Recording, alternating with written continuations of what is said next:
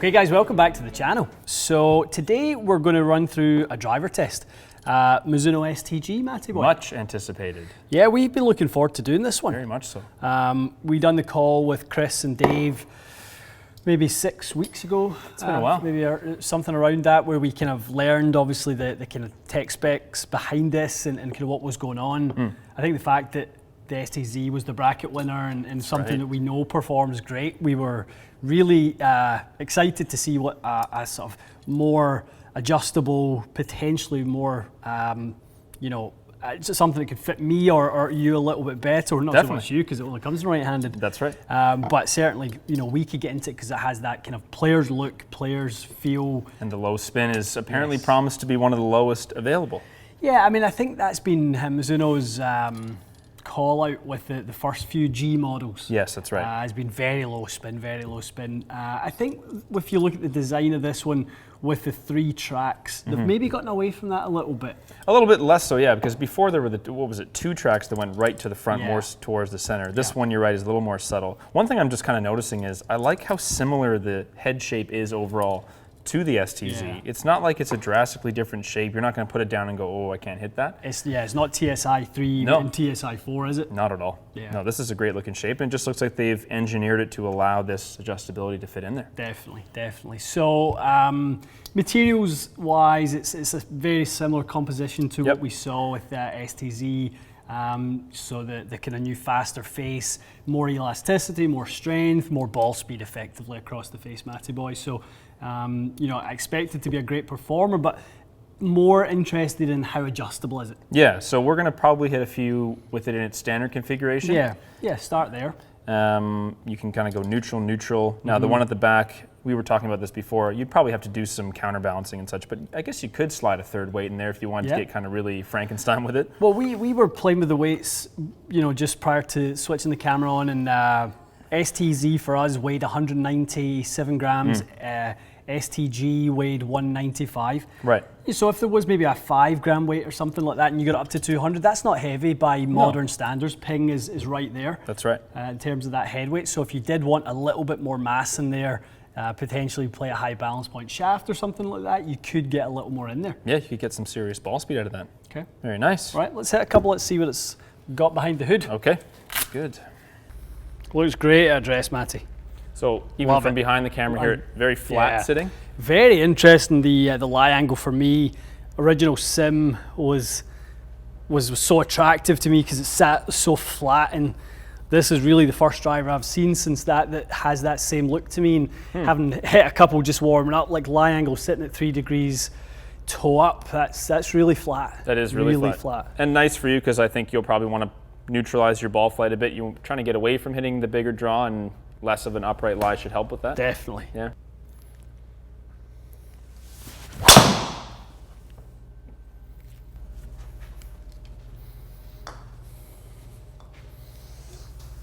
How'd that one feel? Quite good. Yeah, sounded great. Yeah. Put a ton of pop on that. Yeah, that's nice there. A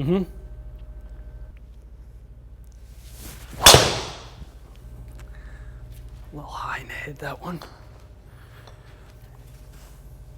It has a funny noise high in the head, doesn't it? It's kind of changes a touch once you move above that line. Well, it's funny because it came off with a ton of speed too.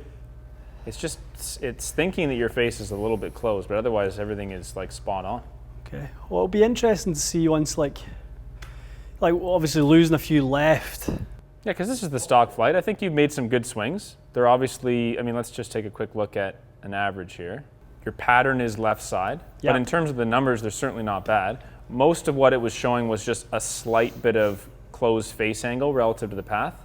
But in terms of like where your dynamic loft is, the lie is really interesting. Like it's quite flat, and your swing is quite neutral with swing both those things. Feels very neutral.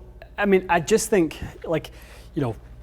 early on, I'm making swings that I make with my driver that are fine. Yes. This one as a neutral driver isn't, because if you play a Sim 2, which is my driver, and play it 4 degrees open, if we look at where that face is, if we go kind of to the chart, I guess, on the table or whatever, or even... Yeah, I know what you mean, because a couple of them came in face to path, like between 2 and 3.5 close. So that would be neutralized once we start opening this up, wouldn't it? That's a very neutral ball flight. So those with my driver are pretty good, and they did feel like good swings. Interesting. We just have a neutral driver. So let's do a little bit of fitting for this. We'll adjust a couple things, and then let's see what we can get out of it. Okay. Okay, so a degree less loft, obviously that opens the face a little bit as well. Yep. And then you've taken the weight from the heel, put both in the toe now, and that's basically your maximum fade configuration. Exactly. Yeah, I mean, this is how I expected to kind of configure this driver for someone like myself. I guess the thing I would like with a driver like this is I wouldn't mind practicing with it in neutral and then configuring it. I would like to get away from having to put weights and things like that over time, but it doesn't look open, to be honest. It does look like it's got a little less loft. Good. But it doesn't look like it's sitting like way open. That was the last model, I believe, the last G model. We did this and you went, whoa, that really looks open, like too open. Yeah, because we talked about it at the time, like this could be a really good driver for me because I was trying to kind of eliminate that left side completely. Yeah, but it was uncomfortably open looking. It was, and my swing is definitely more neutral now than it was then, so no, this is great. I think the good news about that opening set there, I think it shows people that you don't have to shy away from this G model. It's not like the fade-only players model. No. I think the main feature is the adjustability and the spin reduction. Yeah. But you don't have to think of it as like, well, I'll never be able to hit a draw. You could have hit draws all day with that thing. Yeah. No, that would have been a fairly comfortable right to left shape for sure. Great. Okay, so let's see what happens when we've made this little change.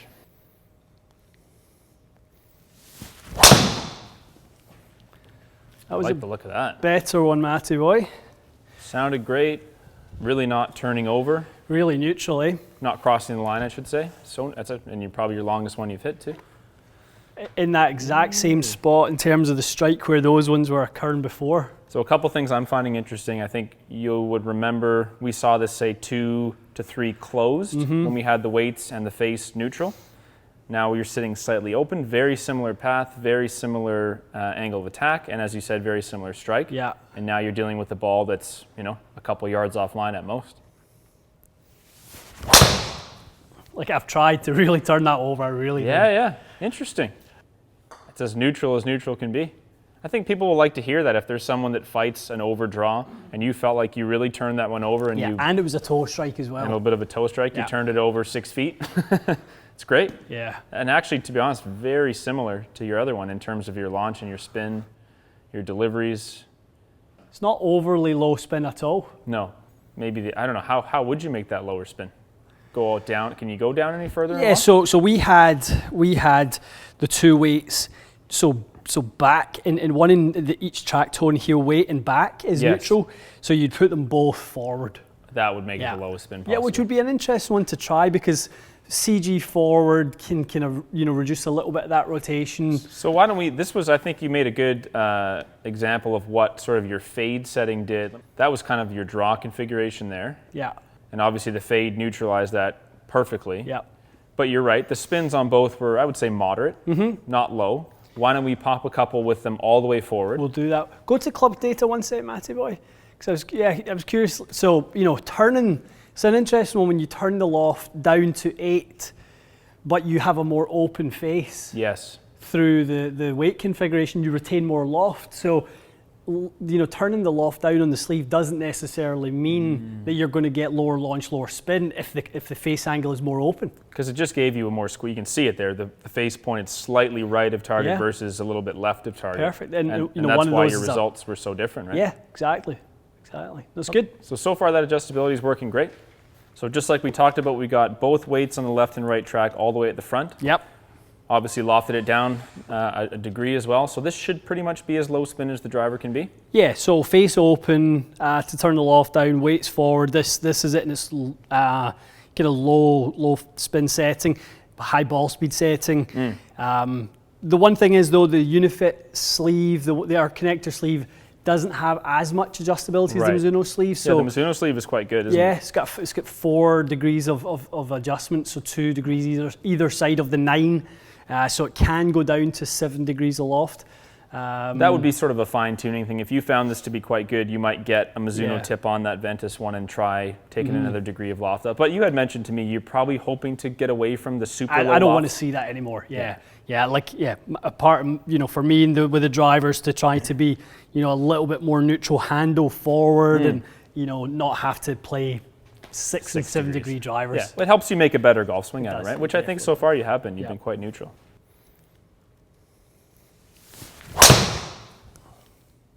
Great looking ball there.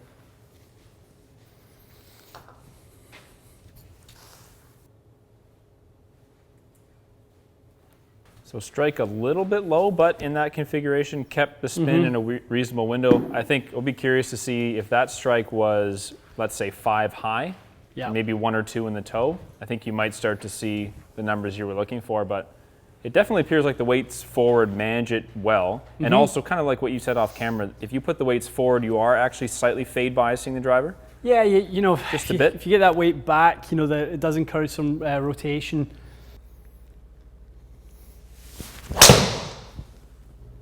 I like that one. Yeah, that felt like the best swing of the bunch. That sounded really smashed. Get out there, ball. It's not crazy low spin though, Matty, which I think a lot of people will like. Yeah, it's reasonable. Mizuno, I think it's reasonable. It's hittable, isn't it? Yeah. So that was your fastest ball speed yet, which is really nice. But you're right. In its configuration here, and again, we did say you could loft this down to 6.75 if you wanted to, but for you, I agree, this is a better kind of route to go down. Use the weights to drop a bit of the spin and help you with the low strike, but don't force you to make those kind of swings that you don't like. For sure. Keep the pressure forward. So that's a great looking swing right there and great numbers.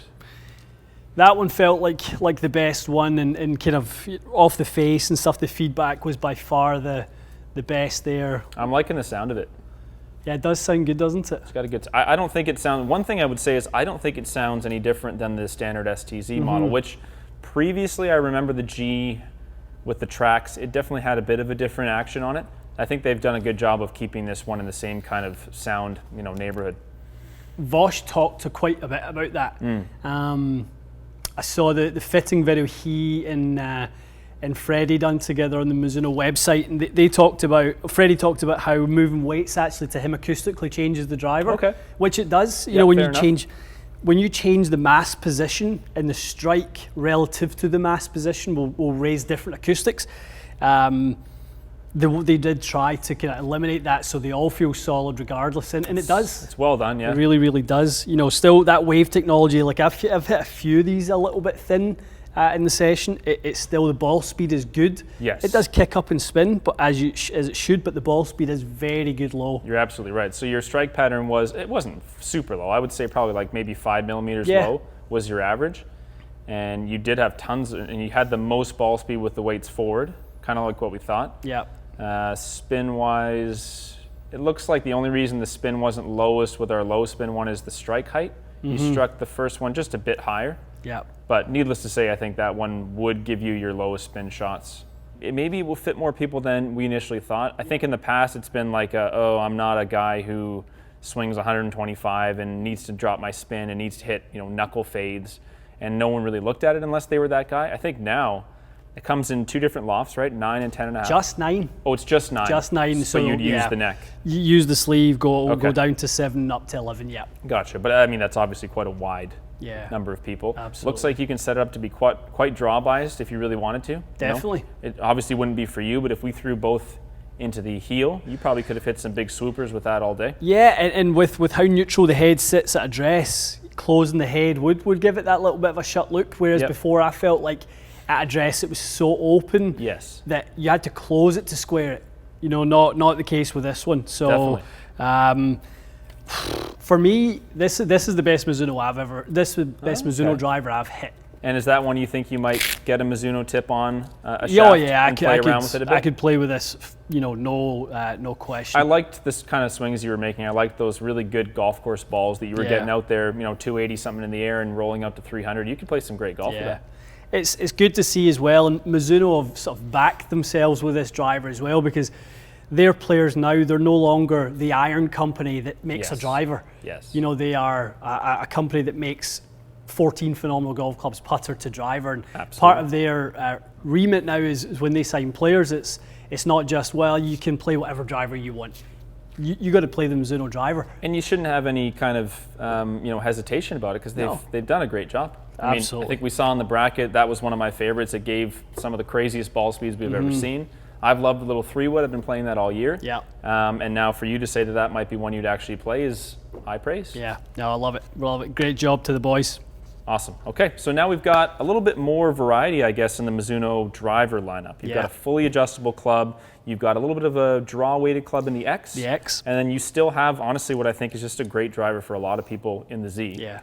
Kind of more the model that most companies are going with. I'd say pretty much everyone has, what, minimum 3 drivers at this point? Pretty much now, yeah. It's become the standard. 3, which is good. An adjustable one, a kind of neutral, stable one, and a little bit more of a forgiving drop ice one.